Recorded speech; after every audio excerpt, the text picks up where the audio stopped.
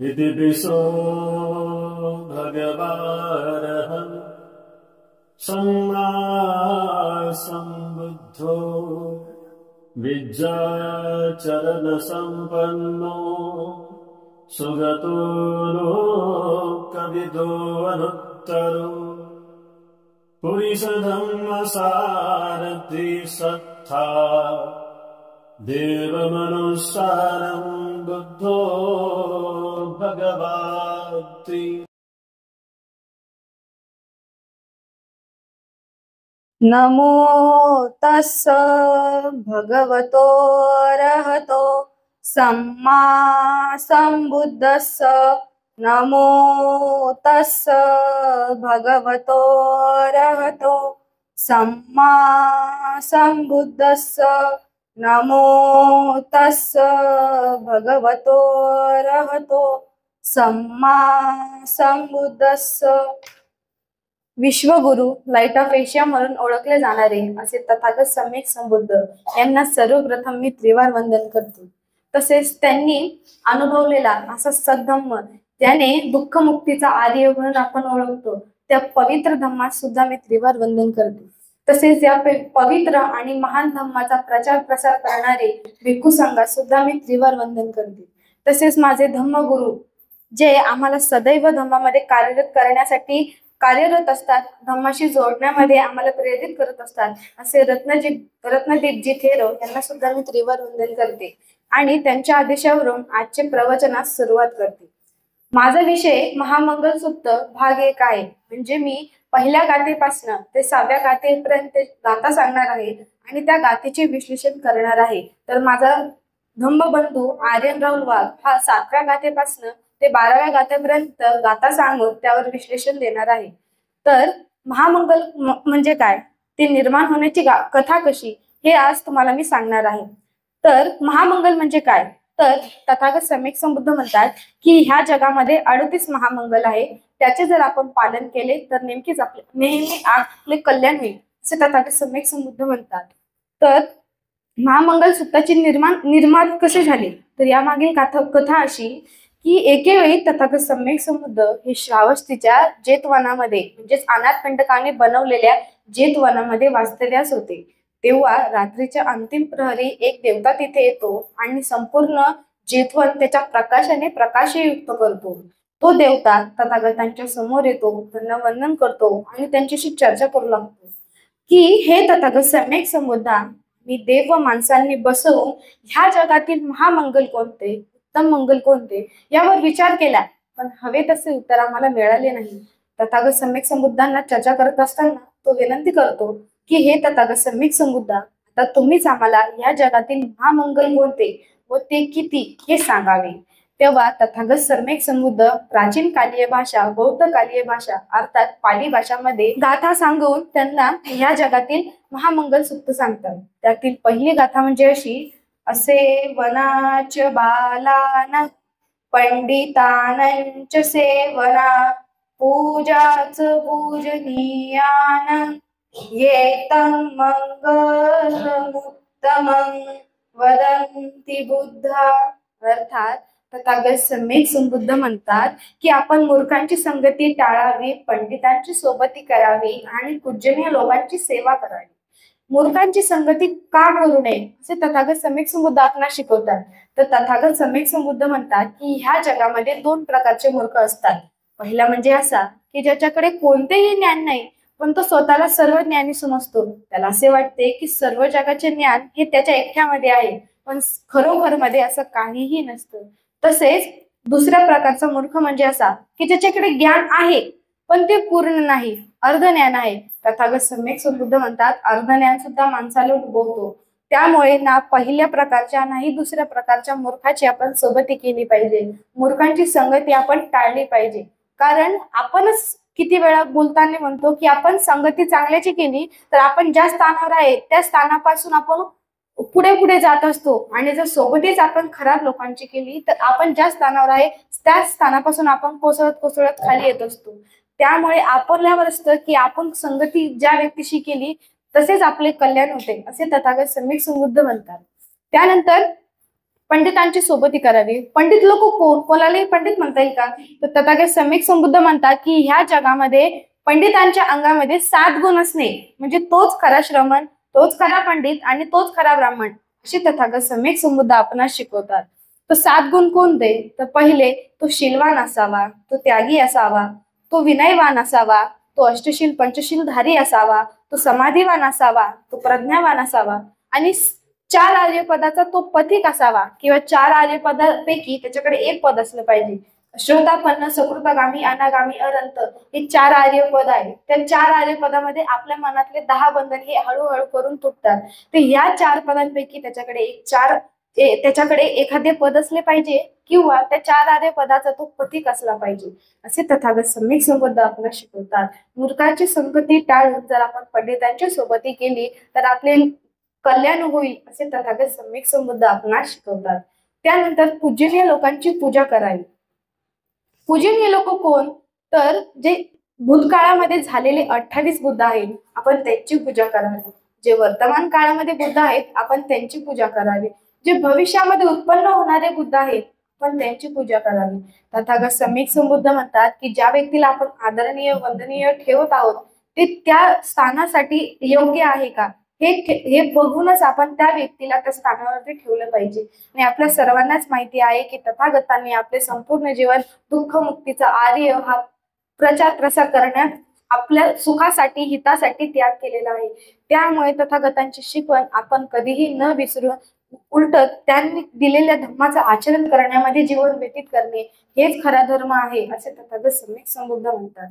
तसेच यानंतर दुसरी गाथा म्हणजे अशी, पतिरूपदेश वासोच उब्बे च कथपुय्यता अत्तसमापनिधीच येतं मंगलमुत्तमं वदन्ति बुद्धा. अर्थात तथागत सम्यक संबुद्ध म्हणतात की अनुकूल स्थळी वास्तव्य करावे आणि पूर्वजन्माचे पुण्य हे लक्षात ठेवावे. यावर जर या गाथेवर जर योग्य उदाहरण तुम्हाला हवे असेल तर तथागत सम्यक संबुद्धांचे डावे आणि उजवे हात म्हणून ओळखले जाणारे सारिपुत्त आणि महामौगल्यान यांच्या धम्मदीक्षेची कथा आपण समोर ठेवू शकतो, आदर्श ठेवू शकतो. तर मी ती तुम्हाला गाथा थोडक्यात सांगते. तर राजगृहाच्या वेळूवनामध्ये तथागत सम्यक संबुद्ध हे वास्तव्याला होते. पंचवर्गीय भिक्खूंना सर्वप्रथम धम्मोपदेश दिल्यानंतर काही काळानंतरची ही गोष्ट आहे. पंचवर्गीय भिक्खूंपैकी भिक्खू अश्वजित हे आपले चिवर घेतात, भिक्षा पात्र घेतात आणि राजगृहाच्या मार्गावरती भिक्षाटन करण्यासाठी येतात. त्याच राजगृहामध्ये संजय नावाचा एक ब्राह्मण राहत असतो. त्याच्या आश्रमामध्ये सुमारे 250 शिष्य राहत असतात आणि त्या 250 शिष्यांमध्ये सारिपुत्त आणि मोगल्यान राहत असतात. ते दोघे जण त्या 250 शिष्यांचं नेतृत्व करत होते. पण सारिपुत्त आणि मोगल्यान आणि त्या 250 शिष्यांचं संजयाच्या उपदेशाने काही समाधान झालेलं नव्हतं. सारिपुत्त आणि मोगल्यान दोघे एकमेकांना वचन देतात की ज्याला सर्वप्रथम धम्म सापडेल, सत्य सापडेल, तो लगेच येऊन दुसऱ्याला सांगेल. एवढं वचन दिल्यानंतर दोघेही वेगवेगळ्या मार्गाला धम्म शोधण्यास निघतात, सत्य शोधण्यास निघतात. सारिपुत्त आणि भिक्खू अश्वजित राजगृहाच्या मार्गावरती येतात. सारिपुत्त भिक्खू अश्वजितांस बघिततात आणि बघितल्या त्यांच्या मनामध्ये असा विचार येतो की हा श्रमण इतका तेजस्वी आहे, याची छाया इतकी शांत आहे, त्याला हे वैराग्य कोणामुळे प्राप्त झालं असेल, त्याचा गुरु कोण असेल, त्यांनी कोणत्या धर्माला शरण गेला असेल, तो त्याचं नाव काय असेल, असे बरेचसे प्रश्न सारिपुत्तांच्या मनामध्ये येतात. पण भिक्खू अश्वजित हे भिक्षाटन करत असल्यामुळे सारिपुत्तांच्या मनामध्ये असा विचार येतो की ही वेळ भिक्खू अश्वजितांशी बोलायची नाहीये, आपण यांचे मागोमाग जाऊया, जेव्हा ते एकांत असतील तेव्हा आपण त्याच्याशी चर्चा करूया.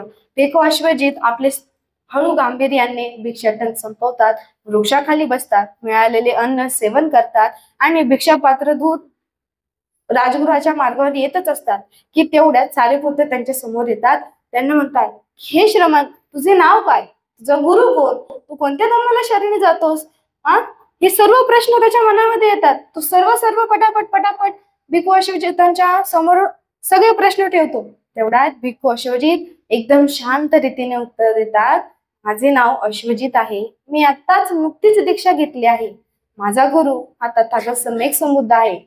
हे सर्व ऐकून सारिपुत्तांच्या मनामध्ये खूप तीव्र इच्छा होते की आपण सुद्धा तथागतांचा धम्म ऐकावा. सारिपुत्त अश्वजितांना विनंती करतात की मलाही धम्माबद्दल थोडं ज्ञान द्या.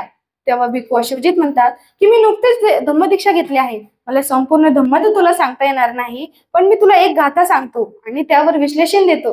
तेवढी गाथा समज आणि त्यानंतर त्या गाथे ऐकल्यानंतर तुला नक्कीच आमचा धम्म म्हणजे तथागतांचा पवित्र असा अनुभव म्हणजेच धम्म हा समजेल. तेव्हा भिक्खू अश्वजित ही गाथा सांगतात. हे धम्मा हे तुप्प भवा ते सं हे तू तथागतो अहं ते संचयो निरोधो एवं वादी महासमनो.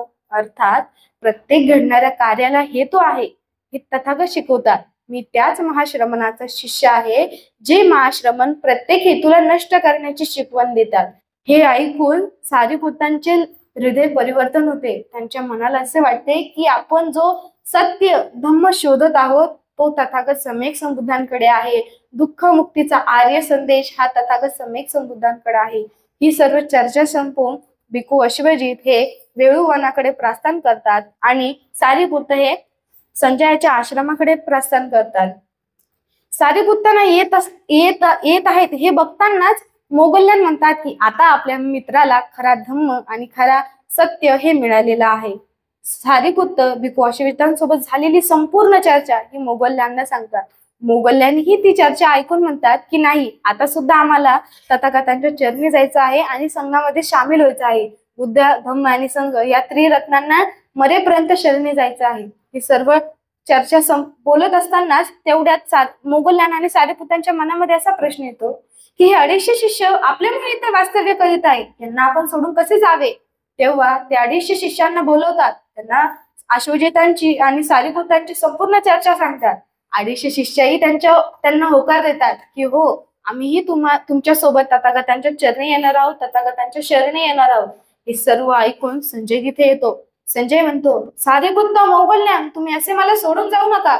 आपण तिघे मिळून या 250 जणांचं नेतृत्व करू, यांना आणखीन पुढे घेऊन जाऊ.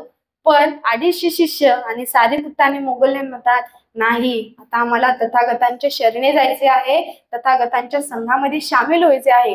एवढे बोलून ते 250 शिष्य आणि सारिपुत्त, मोगल्यान हे वेळूवनाकडे प्रस्थान करतात. वेळूवनाकडे आल्यानंतर तथागत जेथे होते तेथे जाऊन त्यांना वंदन करू लागतात आणि सर्वजण त्यांना विनंती करू लागतात की हे तथागत सम्यक संबुद्धा, आम्हाला तुझ्या संघामध्ये सामील कर. आम्हालाही मरेपर्यंत बुद्ध, धम्म आणि संघ यांना शरणी जायचे आहे. तेव्हा तथागत सम्यक बुद्ध त्यांना म्हणतात, एही भिक्कवे. एही भिक्कवेचा अर्थ असा होतो, बुद्धांच्या मुखातून जर एही भिक्कवे हा शब्द जर निघाला म्हणजे त्याची धम्मदीक्षाही तिथेच झाली, त्याची प्रवचनही तिथेच झाले. संपूर्ण गोष्टी त्या एका वाक्यामध्ये एही भिक्कवे मध्ये सर्व होऊन जात होतं. एही भिक्कवे म्हणजे मराठीत अर्थ म्हणजे ये संघामध्ये सामील हो असा अर्थ होतो. हे सर्व ऐकून ते सर्व जणांचे मुंडन तिथे करण्यात येते आणि प्रवचन आणि धम्मदीक्षा तर त्यांना मिळालीच असते आणि ते संघामध्ये सामील होतात. संघामध्ये सामील झाल्यानंतर काही काळानंतरच सारिपुत्त आणि मोगल्यान हे अरंत पदाला लागतात आणि मोगल्यान हे आता महामोगल्यान म्हणून ओळखले जाऊ लागतात. गावोगावी जाऊन धम्माचा प्रचार प्रसार करू लागतात. दोघेही हे धम्माला शरणी जाताना आणि मरेपर्यंत धम्माचे आचरण करतात आणि त्याचे प्रचार प्रसार करतात.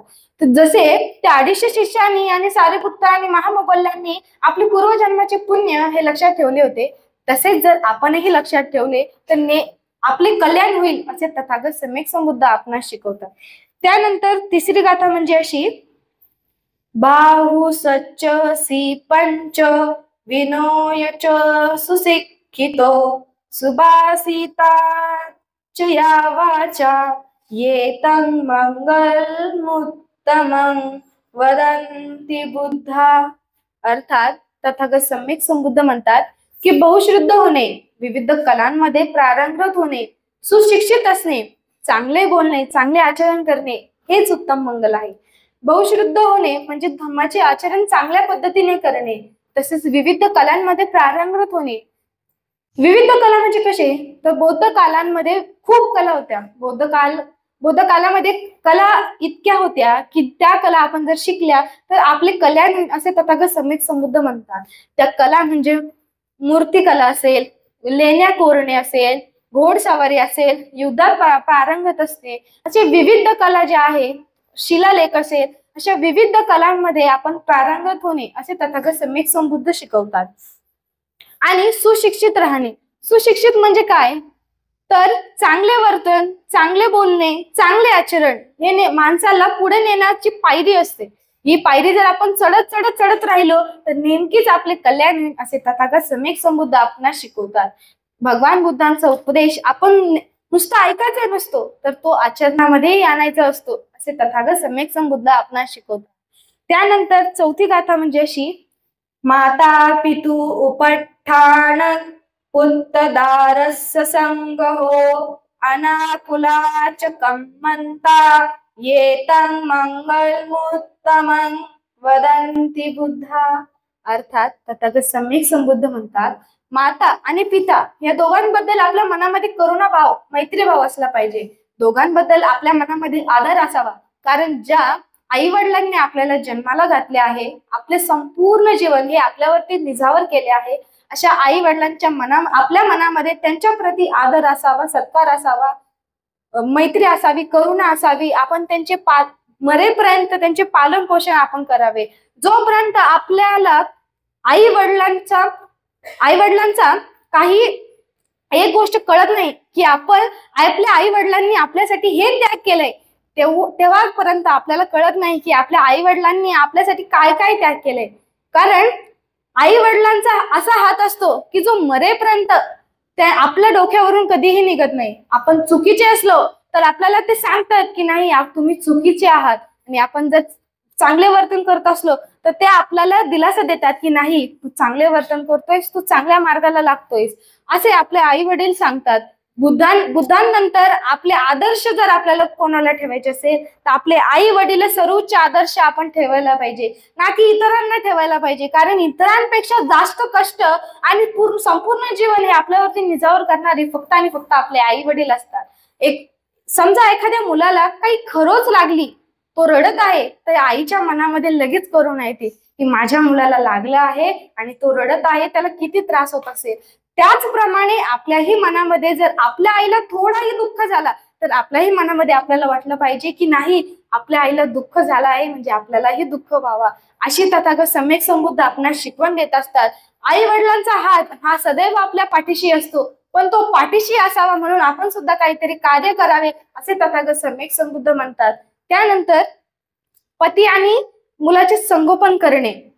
पती आणि मुलाचे संगोपन करणे म्हणजे काय तर एक घराहून दुसऱ्या घराहून आपल्या घरी आलेली स्त्री, तिच्या माहेरची माणसं, आई वडील, भाऊ बहीण, आत्या मावशी, सर्व नातेवाईकाला सोडून आलेली एका नव्या घरामध्ये येते. सर्व लोकांशी नातेसंबंधी जोडू लागते, प्रेमाने वागू लागते. त्या स्त्रीचं आईनंतर आपल्या जीवनामध्ये आपलं संगोपन करणारी, लक्ष ठेवणारी, सर्व गोष्टी अरेंज करणारी ही आपली बायको असते असे तथागत सम्यक संबुद्ध म्हणतात. आईनंतर बायकोच असते की जी आपल्याला शिकवते, घडवते. बाबासाहेबच बघा, डॉक्टर बाबासाहेब आंबेडकरांची पत्नी माता रमाई नसती तर आज भारताचे पहिले कायदा मंत्री डॉक्टर बाबासाहेब आंबेडकर झाले असते का? नाही. शेण्या कापून माता रमाईने एक एक पायी जोडून जर विदेशात पाठवली नसती बाबांकडे तर आज आपल्याला गर्व आहे की नाही आम्ही भीमाचे लेकरं आहोत, तो गर्व आपल्याला मिळाला असता का? नाही. तसेच तथागत सम्यक संबुद्ध म्हणतात की आपण ही पत्नीचा आदर केला पाहिजे, सन्मान केला पाहिजे आणि आपल्या मुलांवरती प्रेम, करुणा व मैत्री सांभाळली पाहिजे असे तथागत आपणास शिकवतात. त्यानंतर पाचवी गाथा म्हणजे अशी, दानच्च धम्मचर्याच यातंकानंच संगहो अन्वंजानी कम्मानी येतं मंगलमुत्तमं वदन्ति बुद्धा. अर्थात तथागत सम्यक संबुद्ध म्हणतात की दान देत राहावे, धम्माचे आचरण करत राहावे, नातेवाईकांचा आदर करत राहावे. दान देत राहावे म्हणजे काय तर सब्ब दानं धम्म दानं जिनाती, सब्ब रसो धम्म रसो जिनाती, सब्ब रती धम्म रती जिनाती, तन्नं खयो सब्ब दुःख जिनाती. अर्थात तथागत सम्यक संबुद्ध म्हणतात की ह्या जगामध्ये सर्वोच्च दान म्हणजे हे धम्माचं ज्ञान आहे. धम्म म्हणजे काय तर अनुभव, अनुभव म्हणजे काय तर धम्म. उदाहरण घ्या, आपण चहा पितोय, पहिल्या दिवशी चहा आली आणि ती डायरेक्ट आपण पिली, जिभेला चटका बसतो. दुसऱ्या दिवशी चहा आली का आपण 2 मिनिटं थांबतो, काल आपल्याला चटका बसला होता, आज आपण प्रतीक्षा करून ती चहा प्यावी. अनुभव आला की नाही? या छोट्या छोट्या अनुभवातून माणूस शिकतं. तसेच तथागत सम्यक संबुद्धांनी अनुभवातून दुःखमुक्तीचा आर्य काढला. असे तथागत सम्यक संबुद्ध आपल्याला शिकवतात की आपण आपल्याच अनुभवातून शिकलं पाहिजे. आणि तथागतांनी त्यांचा अनुभव सांगितलेला म्हणजे दुःखमुक्तीचा आर्य म्हणजे सद्धम्म, त्याचे आपण आचरण करत राहावे असे तथागत सम्यक संबुद्ध आपल्याला शिकवत राहतात. सर्व दानामध्ये धम्माचं ज्ञान हे श्रेष्ठ आहे. सर्व गोडीमध्ये ही धम्माची गोडी श्रेष्ठ आहे. सर्व रसामध्ये धम्माचे रस हे श्रेष्ठ आहे. काय सर्व गोडी म्हणजे काय? जेवढ्याही जगातल्या पवित्र वस्तू आहे किंवा या जगातल्या सर्व मनाला शांती देणाऱ्या गोष्ट आहे, त्या सर्व गोष्टीमध्ये सर्वोच्च स्थान हे धम्माच्या गोडीचं आहे. धम्माची गोडी आपल्या मनामध्ये एकदा लागली की तो व्यक्ती मरेपर्यंत बुद्धांच्या चरणी जात असतो, धम्माच्या चरणी जात असतो असे तथागत सम्यक संबुद्ध आपणास शिकवतात. त्यानंतर नातेवाईकांचा आदर आपण करत राहावे. नातेवाईकांचा आदर काय करत राहावे? तथागत सम्यक संबुद्ध का म्हटले असतील का आपण नातेवाईकांचा आदर करत राहावे? साधी गोष्ट आहे, एखादा नातेवाईक जर आपल्या घरी आला, 2 दिवस राहिला की तिसऱ्या दिवशी आपल्या मनामध्ये असा प्रश्न येतो, कधी जातो बापा, घराचा खर्च वाढलाय, कधी जातो हा, असे प्रश्न आपल्या मनामध्ये येत असतात. तथागत सम्यक संबुद्ध म्हणतात, जोपर्यंत तुमच्या मनामध्ये करुणा मैत्री नाही तोपर्यंत तुम्ही उपासक आणि उपासकच नाही. कारण आपल्या हृदयाचे जोपर्यंत शुद्धीकरण होत नाही, म्हणजे हृदय परिवर्तन होत नाही, दुसऱ्यांबद्दल आपल्या मनामध्ये करुणा आणि मैत्री जागवत नाही, तोपर्यंत त्या व्यक्तीच्या मनामध्ये आपल्यासाठी करुणा आणि मैत्री जागत नाही. दुसऱ्याला आदर देसाल तर आदर मिळेल ना, असे तथागत सम्यक संबुद्ध शिकवतात. त्यामुळे नातेवाईक असो किंवा शेजारी असो, पाजारी असो, कोणीही असो, कोणी आपल्याला जर त्यावेळी आपल्याला दिलासा देत आहेत, तर आपली सुद्धा जबाबदारी आहे की तो व्यक्ती जोपर्यंत आपल्या सोबत आहे तोपर्यंत आपण त्यांच्या पाठीशी राहावे. तो व्यक्ती आपल्या पाठीशी राहतो, आपण त्याच्या पाठीशी राहतो. सोपं उदाहरण म्हणजे काय? एक उदाहरण सांगते तुम्हाला. तुम्ही विहाराच्या गल्लीने जातात, एक तुम्हाला कोणी मैत्रीण भेटते, मावशी भेटते, तिला साधं म्हटलं जय भीम मावशी, तिच्या मनामध्ये काय आलं, बाप तिने स्वतःहून मला जय भीम घातलं, ती लगेच म्हणते जय भीम ताई. झालं का नाही? लगेचच्या लगेच मैत्री ही लगेच मनामध्ये आली का नाही? तसंच आपण सुद्धा साध्या साध्या गोष्टीमध्ये मैत्री आणि करुणा टाकली पाहिजे.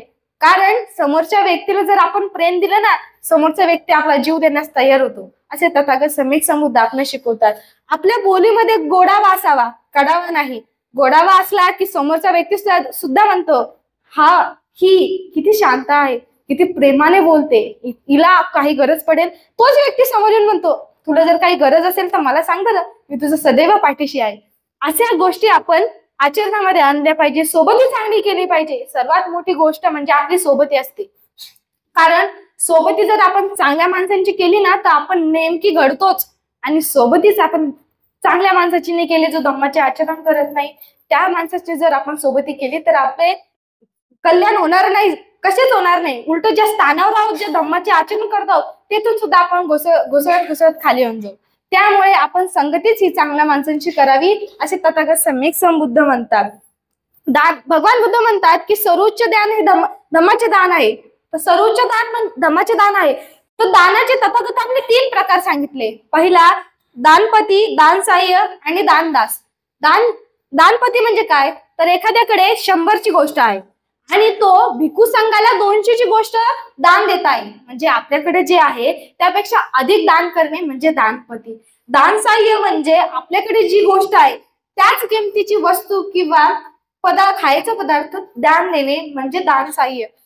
त्यानंतर दानदास म्हणजे आपल्याकडे जी वस्तू आहे, पदार्थ आहे किंवा कोणतीही वस्तू आहे ती आपल्याकडे 100ची आहे तर आपण ती 50ची दान देणे म्हणजे आपल्याकडे जे आहे त्यातूनही कमी करून दान देणे म्हणजे तो दानदास. असे 3 प्रकारचे भगवान बुद्ध म्हणतात की 3 प्रकारचे दान आहे. ह्यापेक्षाही सर्वोच्च दान म्हणजे धम्माचं दान आहे. आपण सदैव सर्वांना धम्माचे दान हे वाटले पाहिजे. कारण भिक्खू संघ जसा पवित्र धम्म हा सगळ्यांना सांगत असतात की या आर्य अष्टांगिक मार्गाचा पालन करा, अष्टशिलाचे पालन करा, पंचशिलाचे पालन करा. तसेच आपणही एखादा ज्ञानी असेल, अज्ञानी असेल, सामान्य पुरुष असेल, व्यक्ती असेल, कोणी असेल, त्यालाही आपण म्हटलं पाहिजे की तथागतांच्या शरणी ये, विहारात येत जा, धम्मदेशना ऐकत जा, एकत्र होत जा, अशी आपण त्यांना विनंती केली पाहिजे. नेमकी तो माणूस येईल, शिकेल आणि तथागतांच्या चरणी जाईल, असे तथागत सम्यक संबुद्ध आपणास शिकवतात. त्यानंतर भगवान बुद्धांनी जसे पंडितांसाठी 7 गुण सांगितले की पंडितांच्या शरीरामध्ये 7 गुण असले म्हणजे तो पंडित, श्रमण, ब्राह्मण, तसेच भगवान बुद्ध म्हणतात की 10 गुण ज्या व्यक्तीमध्ये तोच खरा उपासक, तीच खरी उपासिका, असे तथागत सम्यक संबुद्ध म्हणतात. तर पहिला गुण म्हणजे असे की बुद्ध आणि भिक्खू संघाप्रती आपल्या मनामध्ये आदर असावा.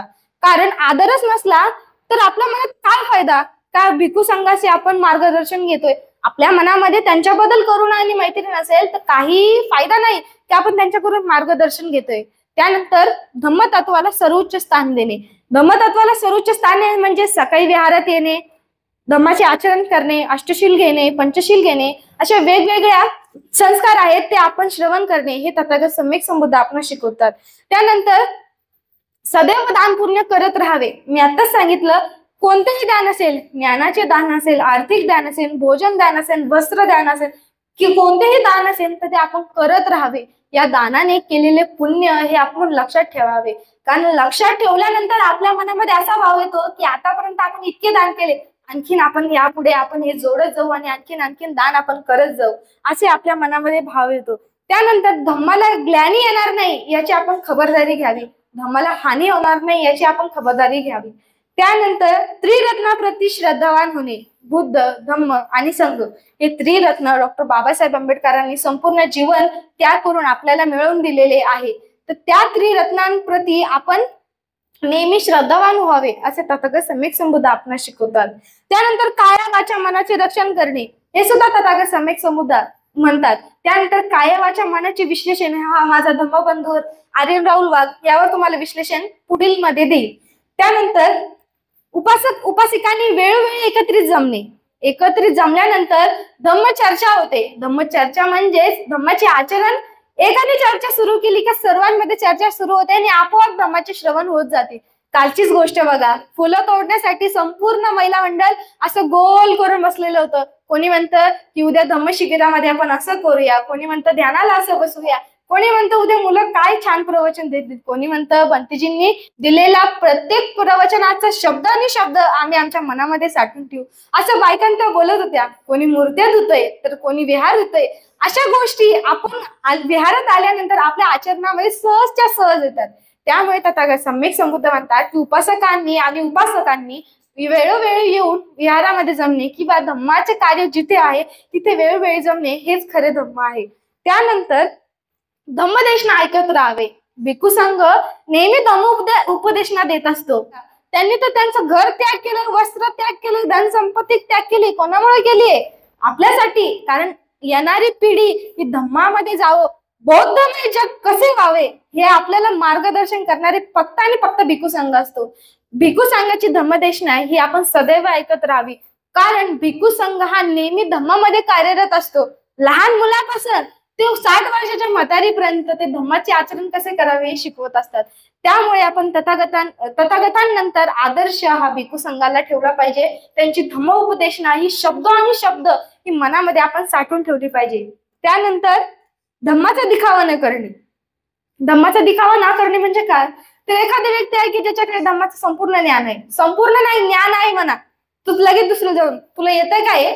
नाही मला येतंय. तुला येतंय काय? नाही मला येतंय. बंतीजीने मला आज हे सांगितलं, तुझ्या ध्यानात होतं? नाही माझ्या ध्यानात आहे. ही जो दिखावा आहे की दुसऱ्यांप्रती, तो दिखावा आपण नष्ट केला पाहिजे. आपल्याला माहिती आहे आपल्या मनामध्ये धम्म हा रुजलेला आहे. धम्म हा आपल्या हृदयामध्ये कोण्यापर्यंत पोहोचलेला आहे. आपण दुसऱ्याला काय सांगतोय? आपण आपल्या मनामध्येच तो धम्म ठेवा. धम्माचं ज्ञान तुम्ही द्या ना, ज्ञान द्या, गर्व नका करू. तथागत सम्यक संबुद्धांनी एवढं सर्व होतं त्यांच्याकडे, हजारो पिढ्या त्यांची जगल्या असत्या, एवढी धन संपत्ती होती, त्यागली का नाही? केला का गर्व? नाही. 29व्या वर्षी गृहत्याग केला आणि 35व्या वर्षी ज्ञान प्राप्ती केली, म्हणजे अनंत पदाला प्राप्त झाले आणि दुःख मुक्तीचा आर्य त्यांनी शोधून काढला. तसेच आपण कधीही आपण तर काहीच नाही तथागतांच्या समोर. त्या पाया भगवान बुद्धांची जी पाय आहे ना त्याच्या खालची माती ती सुद्धा आपण नाहीये. ती हवा चालते ना तथागतांच्या आजूबाजूला, ती सुद्धा आपण नाहीये. त्यांनी गर्व नाही केला तर आपण कशाला गर्व करायचा? ते गाणं सुद्धा लिहिलेलं नाही का? कधी केला नाही गर्व ना वाद कधी केला, तरी देश आज म्हणतो मी बुद्धाचा चेला. तसेच आपणही गर्व न करून धम्माचे आचरण करून धम्मज्ञान प्रसारित करून सुद्धा असे छाती टाक म्हणायचे की हो आम्ही आहे भगवान बुद्धांचे शिष्य आहोत, आम्ही भगवान बुद्धांची उपासक उपासिका आहोत, असं आपण वर्तन करूया.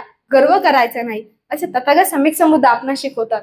त्यानंतर त्रिरत्नाशिवाय दुसरे शरणस्थान नसणे, म्हणजे सकाळी विहारात येत आहे बुद्ध धम्म संघ यांना वंदना घेतायत, आचरण करतायत आणि लगेच संध्याकाळी जाऊन मंदिरामध्ये टांग टांग टांग टांग टांग टांग टांग. काय फायदा आहे? फायदा आहे का काही? म्हणजे सकाळी बुद्ध धम्म आणि संघ आणि संध्याकाळी टांग टांग टांग, फायदा आहे काही? नाही.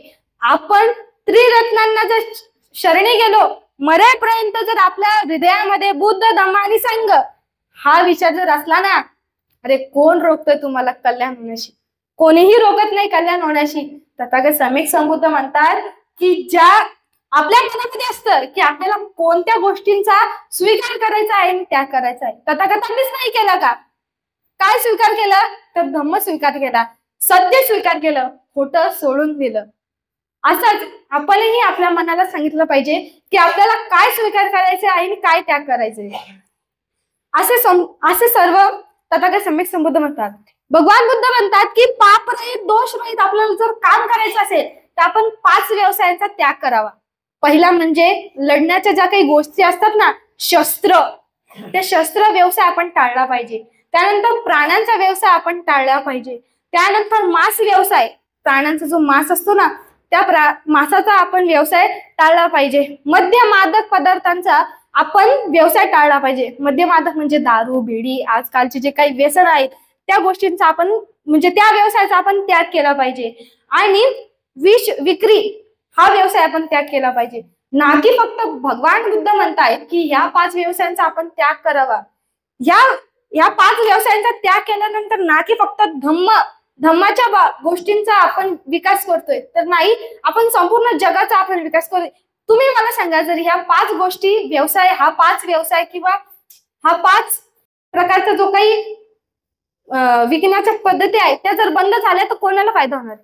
आपल्याला फायदा होणार आहे. जे लोक दारू पिऊन इथे तिथे पडतायत ते लोक विहारात यायला जमा होतील की नाही आता तथागतांची आपण शरणी जाऊ. तर हे जे 5 व्यवहार आहेत ते आपण सोडले पाहिजे. विक्रीचे जे साधन आहेत ते त्यागले पाहिजे असे तथागत सम्यक संबुद्ध म्हणतात. एवढं सर्व बोलून मी माझे 2 शब्द तर नाही, मी माझे प्रवचन संपवते.